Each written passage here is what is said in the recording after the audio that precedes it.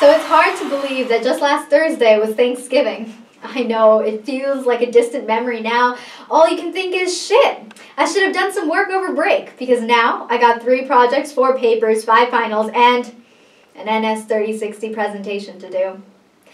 Yeah, Thanksgiving, the holiday during which Americans sit down for a nice home-cooked meal with their family and people we're ashamed to call our family, to commemorate the massive genocide of indigenous Native Americans. I guess it depends on whether or not you truly count as an American, or whether Americans count you at all. Just last Thanksgiving, the Standing Rock Sioux tribe was attempting to stop the construction of the Keystone Pipeline in South Dakota. A few days before this Thanksgiving, the pipeline leaked a total of 210,000 gallons. A few days after this Thanksgiving, President Trump issued a formal apology to the Sioux tribe. I'm just kidding. He called Warren Pocahontas and watched the Victoria's Secret fashion show appropriate Native American headdresses. Nothing like kittens wearing feathers, right? It's no wonder America lags behind other developing countries in health. And it's not just because of our shitty healthcare system. Our diverse nation doesn't give a crap about minorities, especially the indigenous people, Native Americans or Alaska Natives.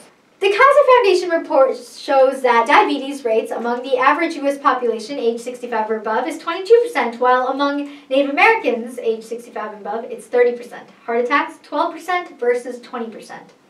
Now, it's not like the U.S. has done absolutely nothing for the indigenous tribes. Please, what do you take us for?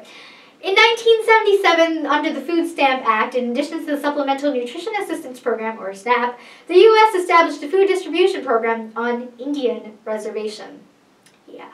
While SNAP provides nutritional assistance through vouchers, FDPIR provides monthly food packages to income-eligible households living in the Indian reservations. This program was specifically developed because Congress felt that SNAP would be ineffective to this population due to its remote locations.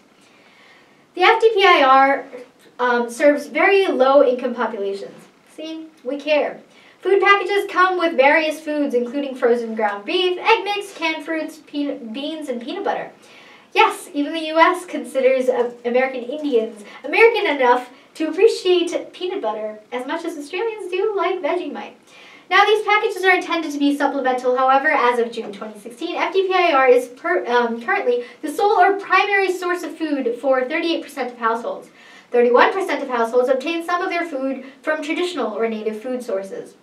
In addition to foods, FDPIR also provides nutritional educational materials, although it's not required by all FDPIR sites. The program claims to change their cooking and eating habits.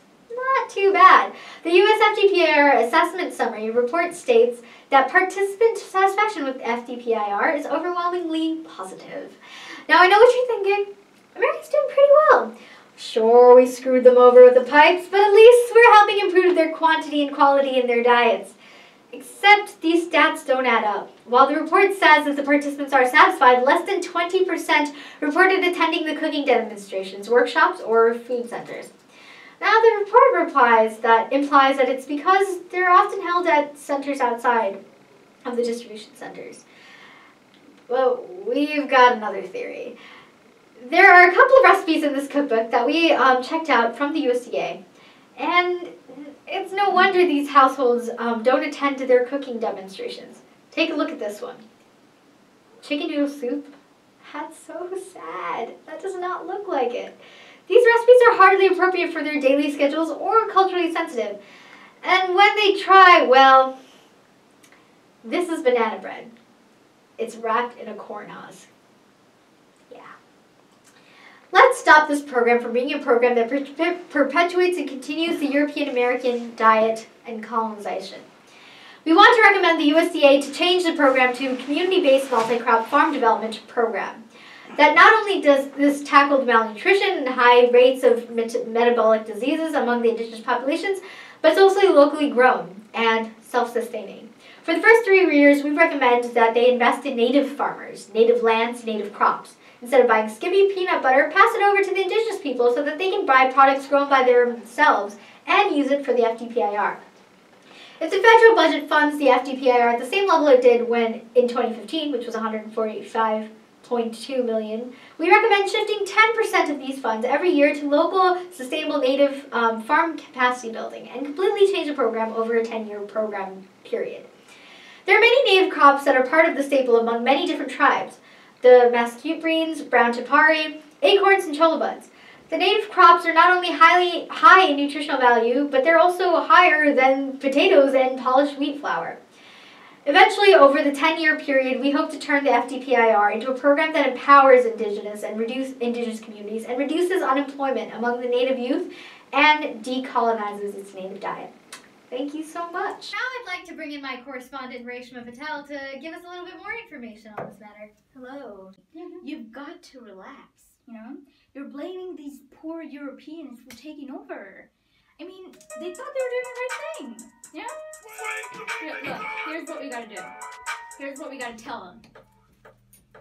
Thanksgiving trying to kick back. Big Mac fries trying to get fat. You going around blaming these silly FDPIR disasters? Man, please. Don't let them control your holiday season. Grow your own crops and make them raisin. Tepary beans, white corn, wild rice. Feels like decolonization. Stay calm, man. It's just 3 years. They've got the gall to take us over. You've got the power to F them over. Just sip some water and grow some. Beans, greens, potatoes, tomatoes, lamb, ram, hog, dog. Beans, greens, potatoes, tomatoes, chicken, turkey, rabbit. Beans, greens, potatoes, tomatoes, lamb, ram, hog, dog. Beans, greens, potatoes, tomatoes, chicken, turkey, rabbit. Beans,